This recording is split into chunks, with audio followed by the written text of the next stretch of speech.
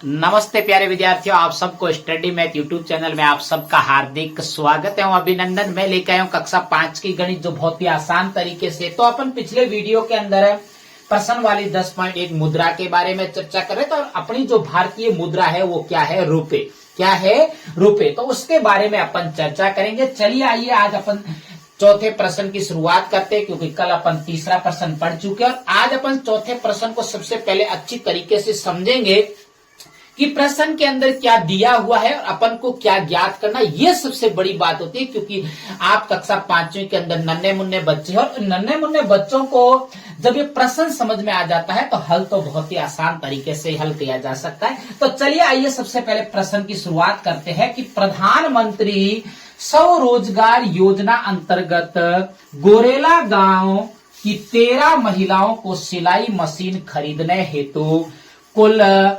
35,755 रुपए और 20 पैसे की राशि प्राप्त हुई। तो बताओ प्रत्येक महिला को कितनी राशि प्राप्त हुई? बहुत ही आसान प्रश्न है।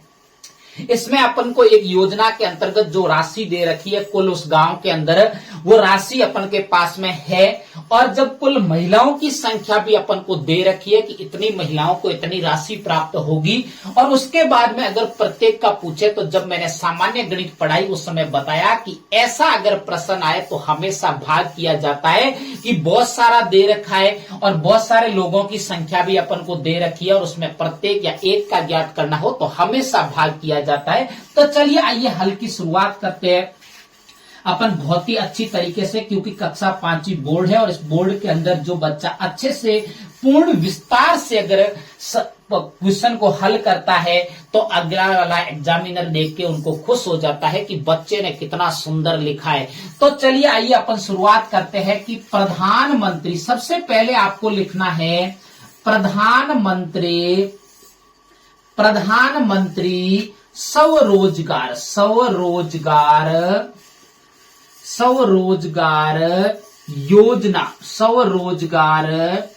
योजना अंतर्गत, योजना अंतर्गत प्राप्त राशि। अपन को इस योजना के जो माध्यम से अपन को प्राप्त राशि, मतलब जो रुपए प्राप्त हुए हैं वो अपन को प्राप्त हुए, देखो 35,000 कुल इस योजना के अनुसार 35,755 तो रुपए और अपन को 20 पैसे प्राप्त हुए हैं। तो अपन यहां लिखेंगे 20 पैसे। मुझे उम्मीद है कि आपको यहां तक बहुत अच्छे से समझ में आया है। करना भी कुछ नहीं है, इस प्रश्न के अनुसार चलना है और प्रश्न में जो कुल राशि दे रखी है वो उनको लिख दिया अपन ने। उसके बाद में अपन को देखो कुल महिलाओं की संख्या भी दे रखी है, तो लिखेंगे कुल महिलाओं की संख्या। तो अपन को यहाँ पे लिखना पड़ेगा कि कुल महिलाओं की संख्या। तो अपने पास में कुल जो महिलाओं की संख्या है, जो महिलाओं की संख्या है वो अपने पास कितनी है? 13 है। कितनी है? 13। तो अपन आसानी से ज्ञात कर सकते हैं। तो अपन को लिखना है सबसे पहले कि तो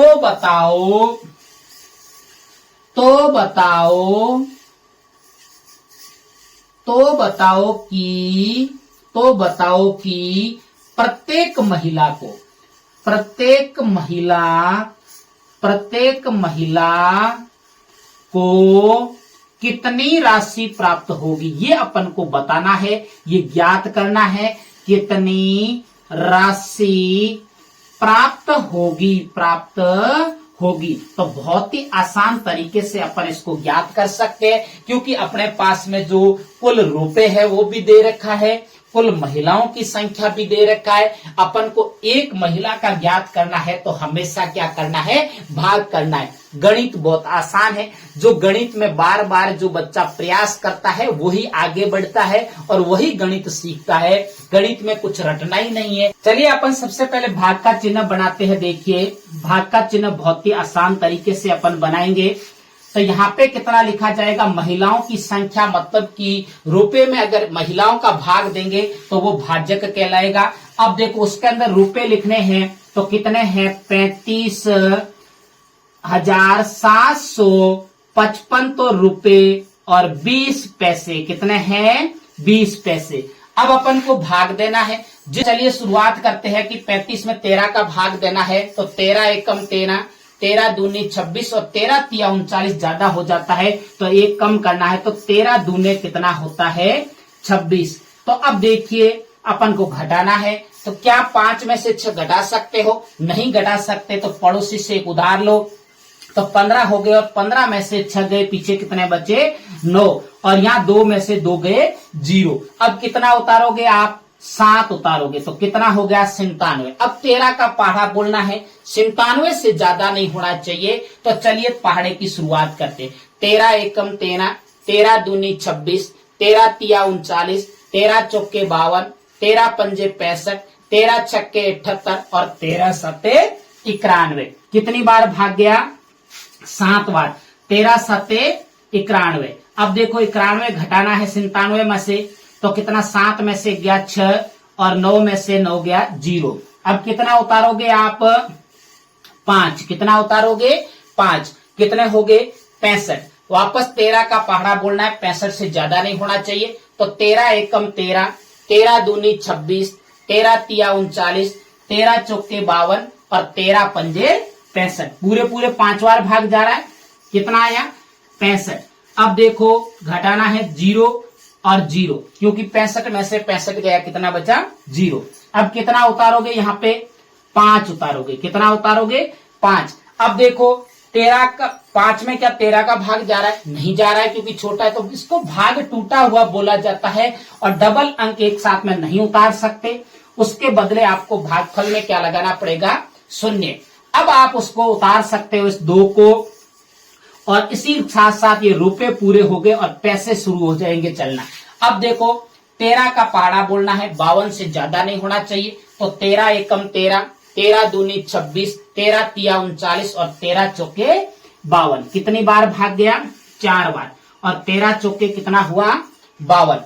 अब देखिए उसके बाद में देखो आपको क्या करना है। 2 में से 2 गया, क्या करना है? 0। 5 में से 5 गया 0। अब ये जो 0 बचा है यहाँ पे, इसको क्या यहाँ उतार सकते हो या नहीं? अब देखो आपको एक बात याद रखनी है कि जब शेष फल में 0 आ जाता है और भाज्य के अंदर 0 बच जाता है, तो उस 0 को हमेशा भागफल के अंदर उतारा जाता है और अपने 40 पैसे बन गए।